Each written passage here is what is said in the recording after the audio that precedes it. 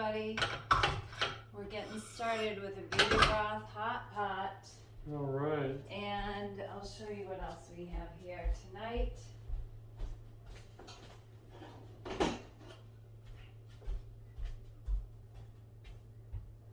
This is one meal a day on a protective diet. And can I hold one of those for you? no, they're kind of hot, Jerry. But I want to show you the instant mac and cheese. I have the instant mac and cheese here in my Instant Pot. It's all made in there, and a blender. This is a favorite recipe. And I have Julie's beans in my other Instant Pot bowl. I made those first, then I put in my second bowl, or maybe you have two Instant Pots. Mm-hmm. If you don't have room for it, you might want to get a second insert. That's a great idea. Because then you do the Julie's beans first from dried beans. And I want to show you how I would serve this instant mac and cheese, Mexican style, Mexican instant mac and cheese, if I was taking this to a potluck, or if I was serving friends or family, or I just want it to be really special to Jerry, because Jerry's got this thing for casseroles. I don't know if it's because his mom, she made lasagna, and anytime she made anything in a pan like this, it was like the anticipation of dinner was kind of a big deal. It sounds like the way he described it to me. So here's the Julie's beans, and what I would do is put the instant mac and cheese all prepared and garnish it up with the Julie's beans. I love casseroles and I love pasta. So pasta in a casserole dish, even if it wasn't baked that way, it's okay by me. You could bake this, reheat it later, but I'm assembling it like this so that it looks like not a weeknight Instant Pot dinner, because this is so easy to make. After PD Ed class. Yes, Yeah. we made this after PD Ed class, and I had the beans cooking. You know, they take 50 minutes, a little bit longer to heat up the Instant Pot, but I just want to show you how we do this to make it look like something really incredible.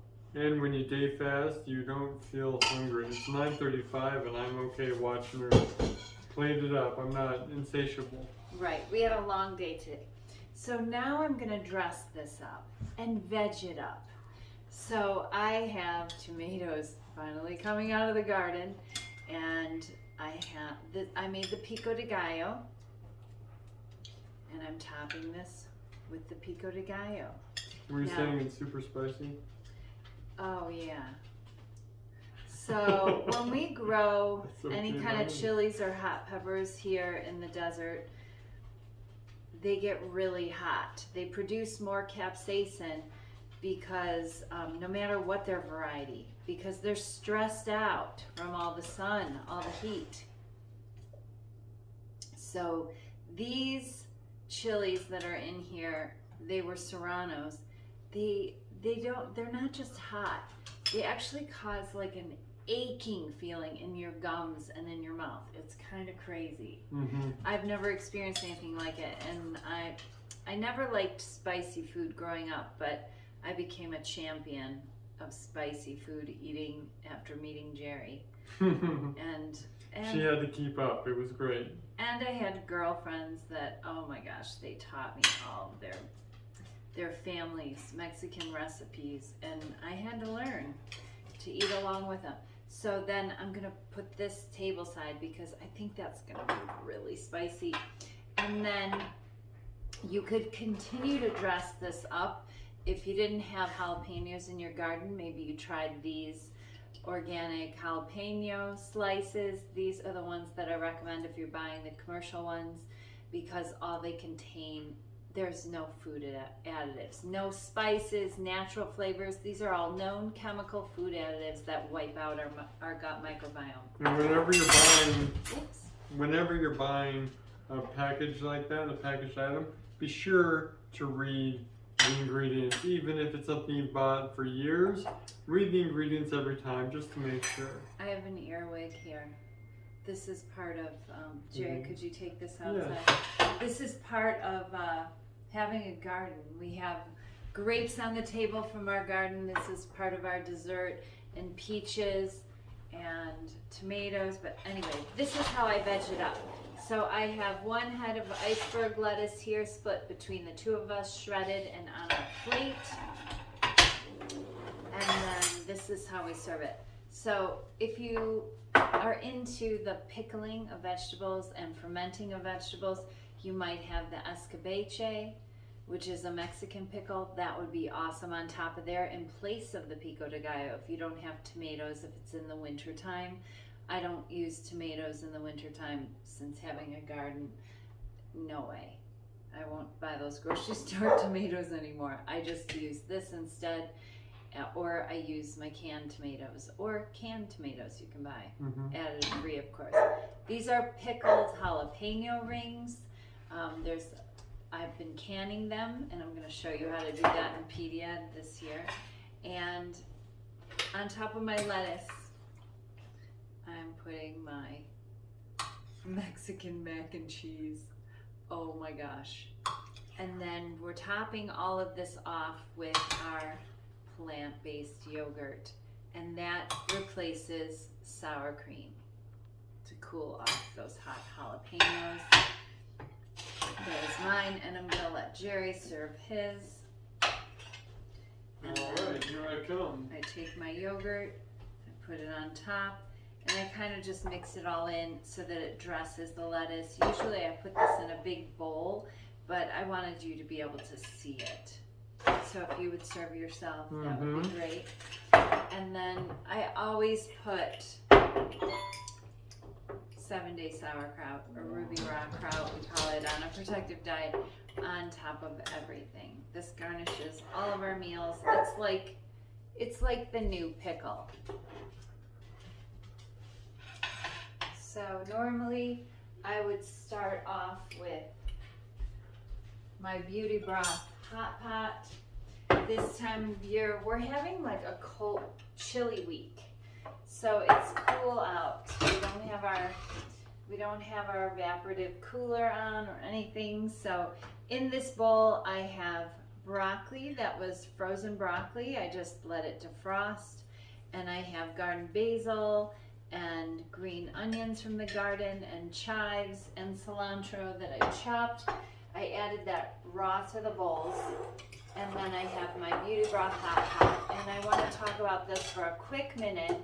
This, I made a free recipe on protectivediet.com/broth mix. There is a broth mix page now that we added some of our favorite broth mix, which is a Protective Diet functional food product that we created to replace additive filled broth mixes or broths or bouillon that's on the market. So this is how we also veg it up and warm it up on chilly nights. Kind of curbs my appetite a little bit, and it ensures that I get a lot of protective ingredients into my diet. There's ginger in here. I put some miso paste in here. I have some goji berries that I picked from my garden. These are very high in vitamin C and lots of different antioxidants. Seeing those, it makes me excited. Yes, those are your microbes talking. So our microbes control our food choices. We talk a lot about this in the Microbiome Population Project in PDED. I love how colorful you made this dish with the pico de gallo. It's a great addition. It's fun, and this will disappear if it's served up like this, rather than out of the pots. I just wanted to give you, doing these 1 meal a day, what we eat in a day on a protective diet videos, I want to give you little pro tips of how I serve things up, especially to encourage our family to join us. If it's coming out of an Instant Pot, sometimes your kids or your spouses might view that as your diet food. Maybe. And I just want to make sure that they eat with their eyes first, because this is quite irresistible, even if you're not on a protective diet.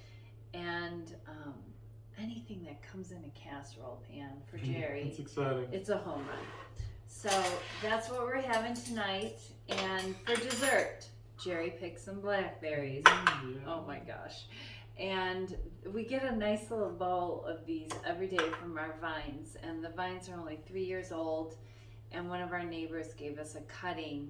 And oh my gosh, it's been the best welcome to the neighborhood gift, I think, ever. And these are grapes from our vines. And that watermelon came from my neighbor. I was going to tell you I grew that one, but I have a lot of watermelon out there. But his ripened far before mine. Yeah, surprising. I think because my irrigation to my melon bed that I have the watermelon in was a little bit wonky in the beginning of the season, but I'll catch up and I'm going to produce way better watermelon Way better. than he's producing. Just kidding. He has been growing watermelon for years, so I don't know if that makes a difference. Because my first year I grew a 48-pound watermelon. Right. And we cut it with the whole neighborhood. It was fun. And I think that's everything we're having here. Peaches? You talked about peaches? Oh yeah, peaches. We'll have peaches. But I'll I have a banana. yes, Jerry will add a banana to the mix. I think that I will eat half of this and then move on to this. Because if I eat this whole thing, half of this will be left behind. And then I'll finish that off too. Yeah, whatever I can't finish. And by the way, my eyes are always bigger than my belly. And I always stop short on my main dish so I can eat fruit or dessert. Oh, and we have that cantaloupe sorbet in the freezer, which if I take it out now, it will be like the perfect texture. I take it out of the freezer, a scoop of it. It's just like the Frosty Scoops recipe. You put it in the fridge at the start of dinner and it's the most perfect texture. Just one scoop of a nice cream treat. So that's it. That's what we're, oh, and some minty tea. Or mint tea.